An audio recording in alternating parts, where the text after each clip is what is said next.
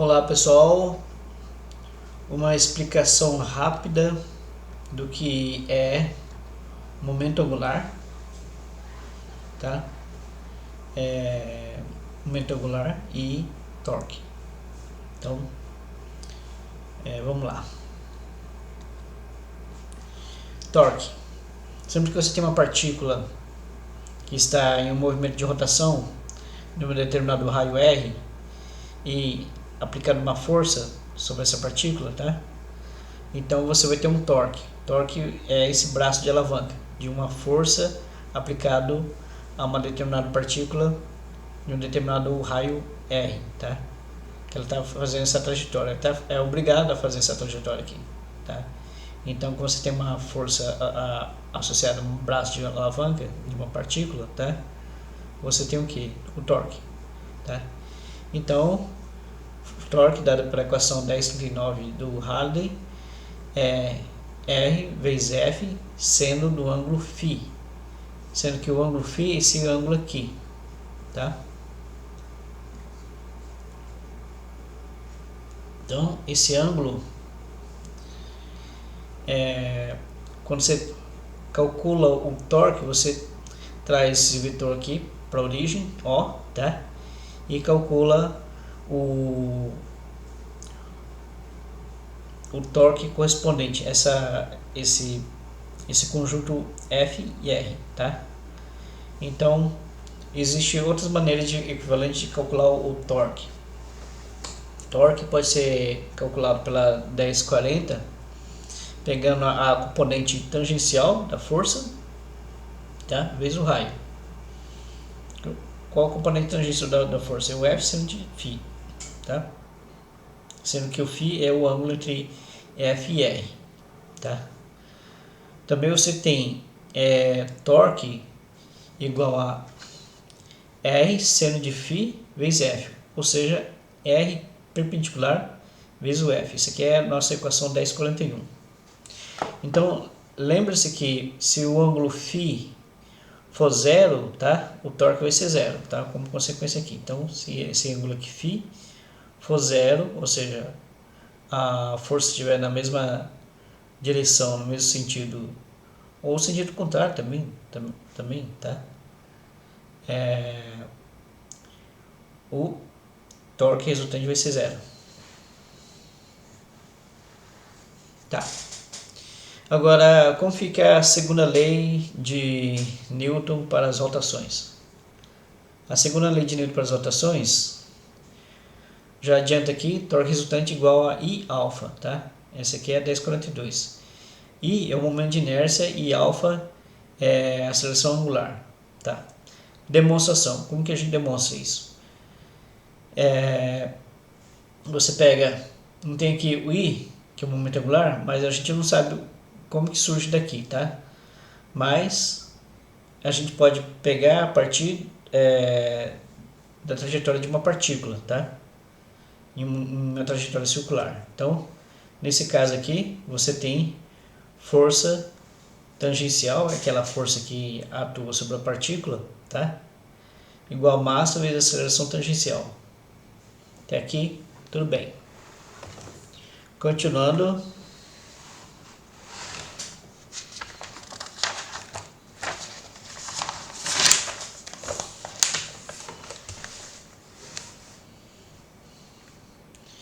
Então, de acordo com a equação 1040, o torque que age sobre a partícula é dado por torque, força tangencial vezes o raio, tá?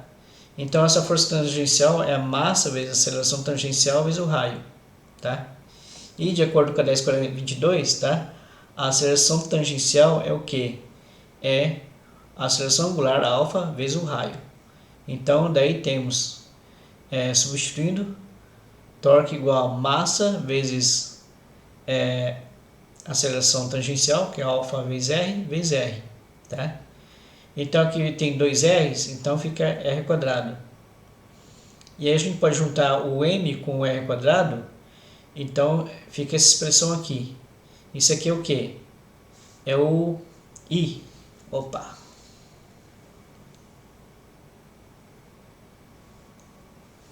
ficou embaçado aqui.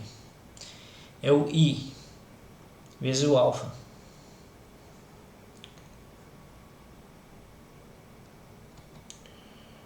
Então, continuando, você tem aqui massa vezes o raio quadrado vezes é o nosso I, vezes o alfa, que é a nossa aceleração angular, tá? Isso aqui é 1043. Ou seja, você tem torque igual a I alfa, tá? Torque igual a I alfa.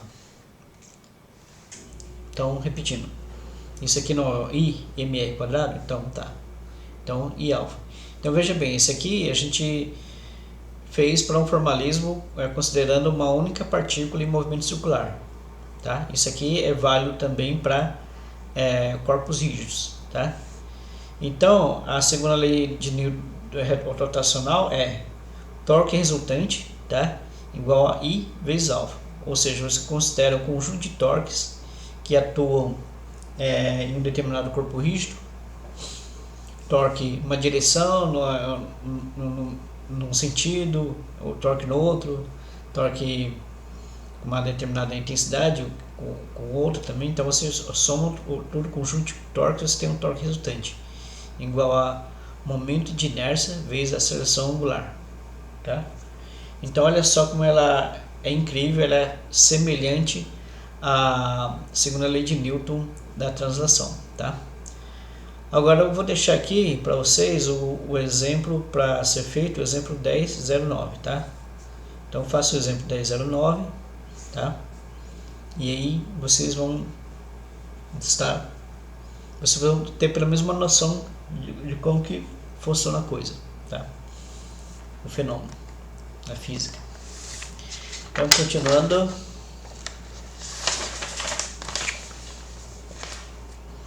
agora vamos conceituar o momento angular. Momento angular de uma partícula. Então, definimos o momento angular de L, tá? Como uma partícula em relação à origem como um vetor. Então, você tem uma partícula, então dado aqui o fenômeno, tá? Fenômeno, tá? Você tem uma partícula, essa partícula está numa determinada trajetória circular, tá? E aqui você tem o que? Um momento associado a essa velocidade, ou seja, um momento linear. P igual a massa vezes velocidade, tá? E aqui você tem o raio dessa trajetória, que é uma trajetória circular, tá? Então, como está numa trajetória circular, então você associa a essa partícula uma grandeza chamada momento angular L, que é dado por produto vetorial de R por P, tá? Em outras palavras, isso aqui vai ser MRV seno de beta, tá? Onde beta é o ângulo entre P e R, tá? Mas aí, para determinar o produto vetorial, você pega esse P aqui e coloca na origem, tá? Do seu sistema de coordenadas. Então aí você tirou daqui, tá? Olha aqui. Tirou daqui da ponta e colocou aqui na origem, tá? E aqui continua o mesmo ângulo beta, tá? Porque você não alterou a posição você não alterou o ângulo desse vetor P aqui, tá? Então você vai ter o ângulo, mesmo ângulo beta entre P e R, tá? Aí você aplica o produto vetorial, R vetorial P, tá? Regra da mão direita, R vetorial P. Opa, tá muito grande minha mão aqui, tá? Até desfoca, você fica colocando uma coisa aqui na frente e desfoca, depois eu fico espantado que está desfocado, tá? Então então você usa aqui a regra da mão direita também. Então de R para P, então vetor L, tá? Então esse aqui é o vetor L, o vetor momento angular, esse vetor aqui, tá? Ao longo do eixo Z, considerando que R e P estão no plano XY. Então Continuando. O vetor momento angular é perpendicular ao plano do movimento, tá? Então, unidade do momento angular: quilogramas vezes metro quadrado por segundo, tá? E isso aqui, as equações aqui, eu tirei desse livro aqui, tá?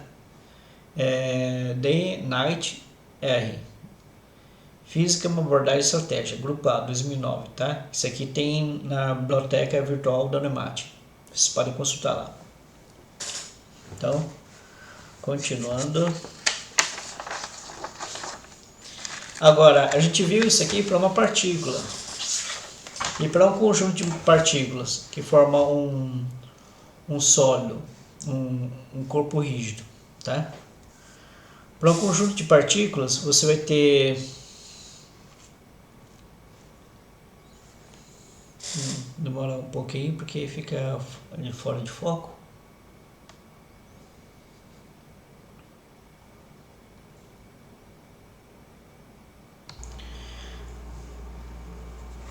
Agora vamos continuando. Partícula com movimento circular, de uma maneira mais formal. Então, você tem uma partícula aqui, uma determinada trajetória, um movimento circular, uma velocidade v, ao longo de uma trajetória de raio r. Então, o momento angular dessa partícula vai ser dl dt, que é igual a derivada em relação ao tempo de r vetorial p. Aí você aplica a derivada em cada termo, tá? dr dt vetorial p mais r vetorial dp dt. Só que aqui tem um detalhe: esse dr dt ele vira v, mas v ele está dentro de p, porque p é massa vezes velocidade, concorda? Se p é massa vezes velocidade, então esse produto vetorial aqui será nulo. Então, como consequência, só vai sobrar esse termo aqui, R vetorial F.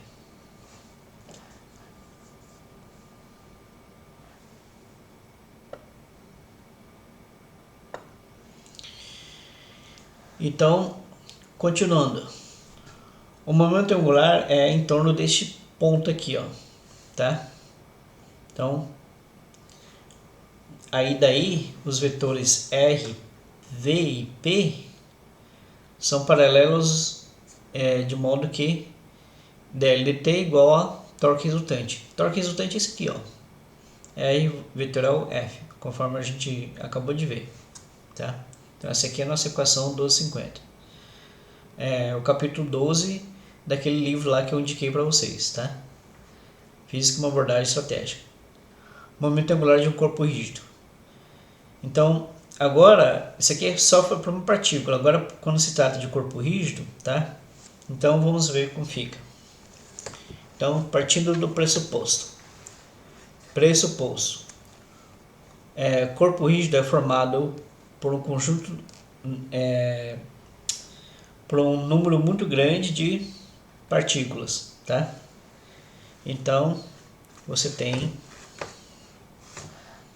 L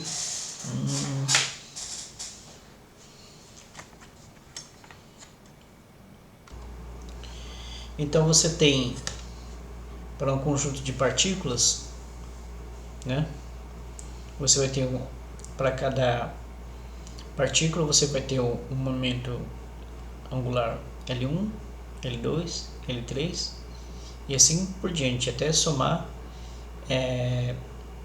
I vezes os LIs, né? Os momentos angulares de cada partícula, tá? Isso aqui é a equação 1252.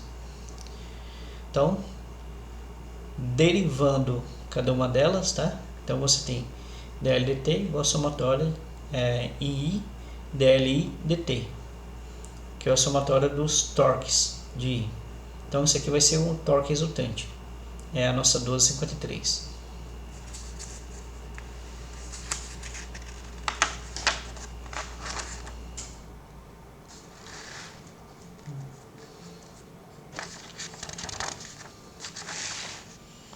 Então, sim, aqui está demonstrado que para um conjunto de partículas também funciona a definição de torque. Então, DLT, tá? É o torque resultante. Então, isso aqui também é válido para um corpo rígido. Aqui a gente tem um resumo na tabela 12.4. Temos um resumo